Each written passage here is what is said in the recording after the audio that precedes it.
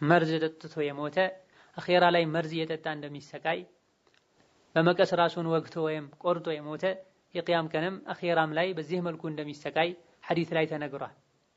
ነፍሳችንን የሰጠን አላህ እሱ ራሱ ነው ሊወስድ የሚገባው እንጂ እኛ አላህ ተባረከ ወተዓላ የሰጠንን ነፍስ በራሳችን እጅ ልናጠፋ ራሳችንን ልንገድል በጭራሽ አይገባም።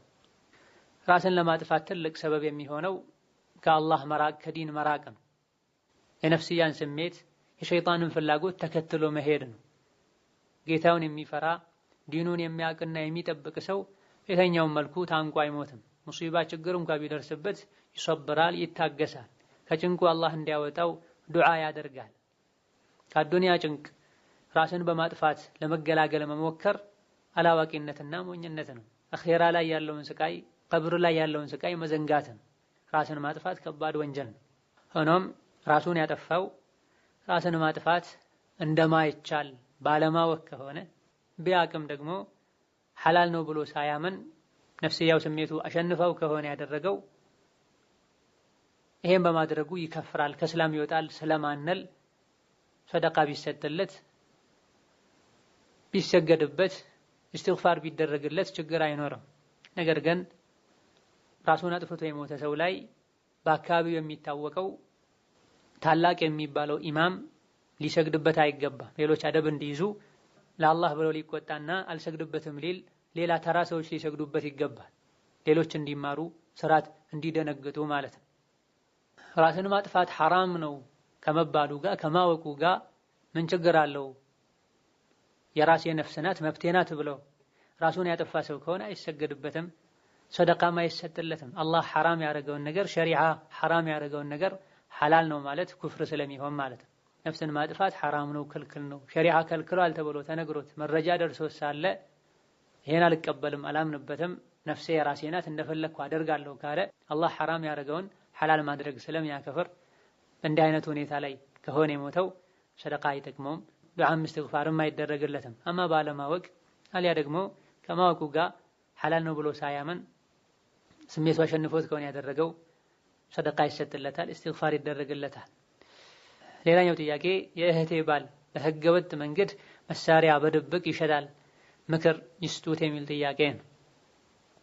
አጠቃላይ የሰው ልጆችን ደህንነትና ሰላም ለመጠበቅ ተብለው የተቀመጡ ከሸሪዓ ማይጋጩ ደንቦችን ማክበር ተገቢና አስፈላጊ ነው። መሳሪያ እንደፈለገ ሁሉም ሰው ከሸጠና ከገዛ ብዙ አቅል የሌላቸው አደብ የሌላቸው በሆነ ባልሆነው የሚገነፍሉ ሰዎች አሉና የብዙ ሰዎች ህይወት ያለ አግባብ ሊጠፋ ይችላል። ዘራፊዎች ሊበዙ ይችላሉ። ወንበድና ይስፋፋል፣ ሰላም ይጠፋል። ከዚህ አንፃር እንዲህ አይነት ችግሮችን ለመግታት የተቀመጡ ደንቦችን ማክበር አስፈላጊ ነው። ሸሪዓችን ላይ ገበያ ላይ ሰው የሚተላለፍበት ቦታ ላይ የሰይፍን ስለት ሰዎችን ሊያጠቃ በሚችል መልኩ ይዞ መሄድ መሰለ የሆኑ ነገሮች የተከለከሉበት ተመሳሳይ ህጎች የተቀመጡበት ሁኔታ አለ። ሰውን የሚጎዳን ነገር ማድረግ ተከልክሏል። ለሁሉም አይነት ሰው መሳሪያ ከተሸጠ መሳሪያ የገዙ ሰዎች ማንነትና ምንነት ካልታወቀ ትልቅ አደጋና ችግር ስለሚመጣ ይከለከላል። እንዲህ አይነት ስራ ላይ መሰማራትም የተከለከለ ይሆናል። አብዛኛውን ጊዜ የተደበቁ የሚሰሩት ስራ ህሊናን የሚረብሽ ስራ፣ ማን አየኝ ማን አወቀብኝ የሚያስብል ስራ በዲኑ አይፈቀድም። ከሷሐቦች መሃል አንድ ወደ ነብይ ሲመጣ ስለ ወንጀል ልጠይቅ ነው እንደ የመጣኸው?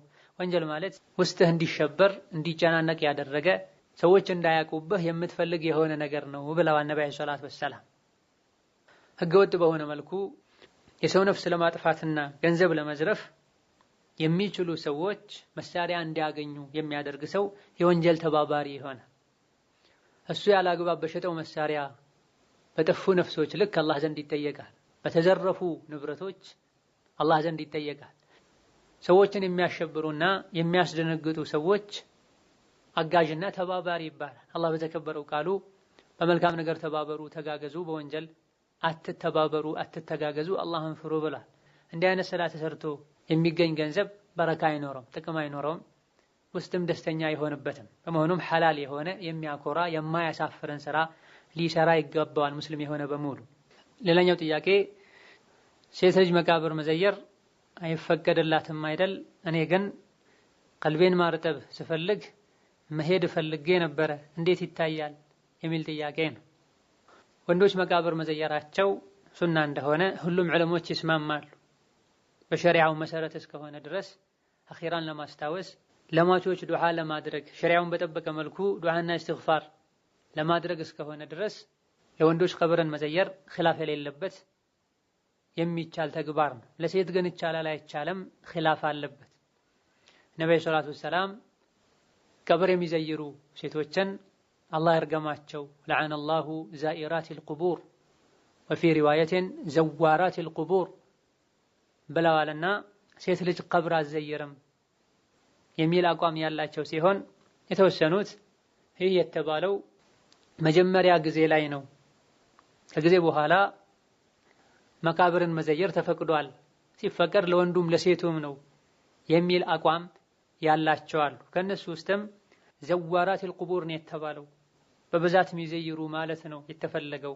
አልፎ አልፎ ሴቶች ቢዘይሩ ችግር የለውም የሚል አቋም ያላቸውም አሉ።